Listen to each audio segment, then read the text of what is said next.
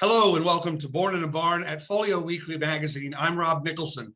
It is a pleasure to welcome what I consider now a legend, even though he's got a long way to go in this world. Mr. Lee Brice. Hello, Lee. Welcome. Good morning. What's up, man? We're glad to be here. Thanks for having us. It's a pleasure to have you here. I tell you what, when I say legend, we just can't wait to have you here. You're going to be here in at the St. Augustine AMP. We call it the AMP. That's coming up on August the 12th, and tickets are still available. Lee is actually going to be with his friends too, Michael Ray and Jackson Dean. All of you've got #1 hits on the radio right now. Lee, have you said you've been to St. Augustine before? Yeah, I visited as a visitor, before I'd known somebody. A bunch of people talked about it, and then I had a friend, and we just said, hey, let's take a ride one day and let's go just see the town that I've heard about. And man, I spent the day just kind of doing the normal, like what you would want to go see there, and we saw all the little sights, and I just loved it because it kind of reminded me a little bit of home. I'm from South Carolina, like Charleston, South Carolina, how all the history. And then I spent a lot of time down in Key West too. And it's like a mesh between the two cities, and then it also has its own thing. But yeah, I visited and loved it. And I've always actually thought, man, it'd be really awesome to play here. We just never have actually played in St. Augustine. Well, we got some great news. Our friends at the AMP this morning, Polestar, which for those of you who don't know, is sort of a concert rank, just like the Billboard charts are. That's how Polestar works. And this morning, the St. Augustine Amphitheater was not ranked #1 in the country for ticket sales and #2 around the world. How about that, Lee? Well, that makes me excited. And I'm good buddies with the two guys I'm on tour with. I know they're going to be excited too. Yeah, it's going to be absolutely great. You mentioned Charleston, South Carolina. You're from Sumter, South Carolina, and I knew I liked you the first time I heard you because my mom was born in Sumter, South Carolina. So you got to be good people. Toomey Hospital, come on. That's the first thing she asked me last night when I told her I was talking to you. So the last couple of years, Lee, what the heck? #1 award winning? Yeah. What? It's the last couple of years, really, I mean, obviously they were so tough on all of us in certain ways, obviously. But then I don't know what was going on. I mean, we really did a lot of work, just face to face on cameras and things like that through COVID. We kind of didn't take a back seat. We took a front seat and got on the offensive and said, you know what? We're still going to do as much work as we can. And so somehow through COVID and then just after, we kind of, our goal was to keep momentum going. We had just had a couple of #1s and said, we're not going to let this slow us down. We want to try to work through it. And we did. And we're very lucky. And we had a couple of more #1s, even through COVID, without being able to be on the road.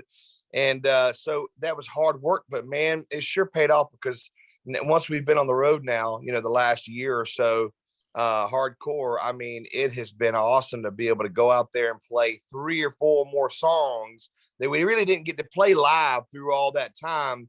And now they're all new to people as far as a live concert scene. And so it's fun to be able to get out and see the reaction from the crowd. That's got to be incredible. I just talked to several months ago, and she played here on the riverfront in downtown Jacksonville, Carly Pierce.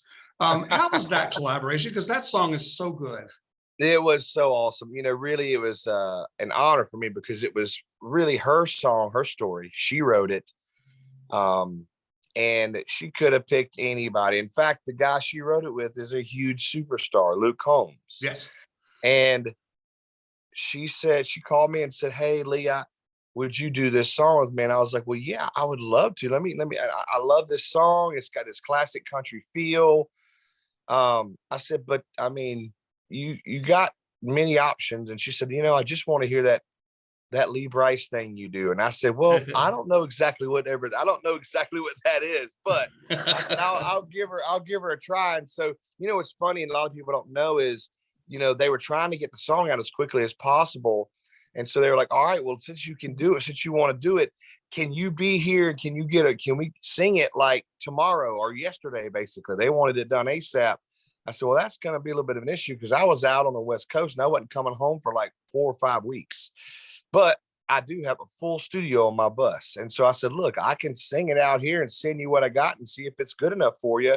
And so that's what I ended up doing. I sang the vocal on my bus and sent it to them back to Nashville, and they put it all together with me, with her, and that was the record. Did not know that.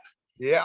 That's incredible. I mean, that's kind of like back to Barbra Streisand and Neil Diamond. Didn't they record that in two different studios? Yeah, yeah. And I would have loved to have been in the room with her, but sometimes if that can't happen, I mean, like I said, I built a studio on my bus, and that was for me to be able to get work done on the road. So when I come home on my just couple days home with my kids and stuff, I don't have to take the time away from them to go back to a studio. So I get a lot of my studio work done out on the road. And so luckily I had that studio out there, and it was, sometimes it's, I can imagine her singing to me and I'm singing back to her. You kind of have to imagine things. We're artists, so we have to be able to figure it out. That's a really cool story. I did not know that. I don't think many people do. Now, the songwriting, and you mentioned Luke Combs. I think he was also very fired up about having you on that song too. But they say Lee Brice, and then they'll say Tim McGraw and Jason Aldean and on. And you write for not just hits for yourself, but everybody else. How do you get to that level, Lee? I mean, that amazes me. Honestly, I could, if I'm being really honest, I've just always like listening to music, and I was writing songs by myself until I got to Nashville. But in my little head, even as a 10-year-old writing songs, in my head, the music I was listening to on the radio had this kind of bar it set for me. And so when I wrote a song, even when I got to Nashville and started co-writing, I just always wouldn't let a song go until it got to that bar, that really, really tall bar of great songs. And you might not can get to it every time, but if you're shooting for it, and for me, and I would always write it for me, like in that vein. And then sometimes, I mean, really, even on the biggest cuts I've had outside, like say Garth Brooks or Eli Young Band, those were songs that they were very personal to me. They were my story. And I think that to just be truthful and just honest and hard on your sleeve. And I think that's what people gravitate towards. But as far as other people liking them, I think it's because they hear honesty, and then they hear the fact that just the quality of a song. Hopefully I tried my best to reach that bar I always want to get to every time I write a song. Well, it certainly comes through, that's amazing that you don't necessarily have the artist in mind when you write it. You write it for yourself, and then it becomes, the artist makes it their song, and that's art. That is art. Michael Ray and Jackson Dean are on this show, this particular date with you. Talk about them a little bit, because they've got some exciting news too. Well, I mean, the deal is I've been on a bunch of tours where I was, say, opening up, or I was supporting the main act. And I've been on had a lot of great experiences, mostly good experiences.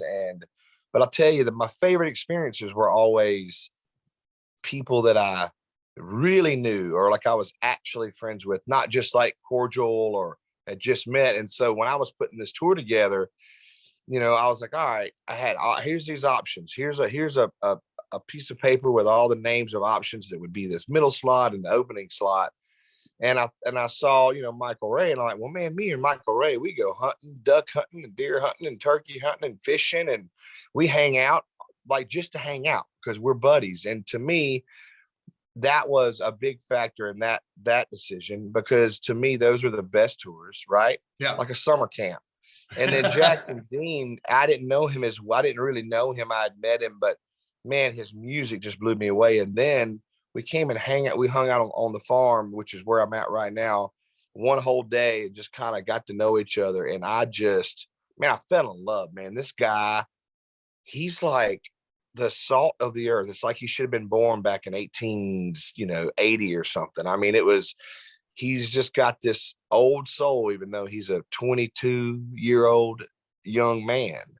And I love that about somebody. And we just connected almost like I had known him my whole life. And so it has been really fun to be on the road with people you really, really enjoy being around, and making music with, and picking around guitars, and just really enjoy being around. That makes the tour. To me, I think that actually resonates to the crowd too. I think they feel that whenever they're out there between sets. I couldn't agree with you more. That is exactly how it resonates, and it comes across that way. So I can't wait. I can't wait for August 12th. Lee Brice will be here with Michael Ray, along with Jackson Dean at the St. Augustine Amp. There are still tickets at this recording available, but I don't think they're going to be available long, Lee. We can't wait to see you, Lee. I know you're taking a day or two off and then getting back out on the road. Please enjoy your days off. I will. I got the kids out here at the farm. We're going to have a good day, recharge the batteries, and we're going to come out swinging. So we can't wait to get to see y'all. Okay. Thanks so much, Lee. Have a great rest of your day. All right. You too. Talk to you soon. For Born in a Barn, I'm Rob Nicholson. This is Folio Weekly Magazine.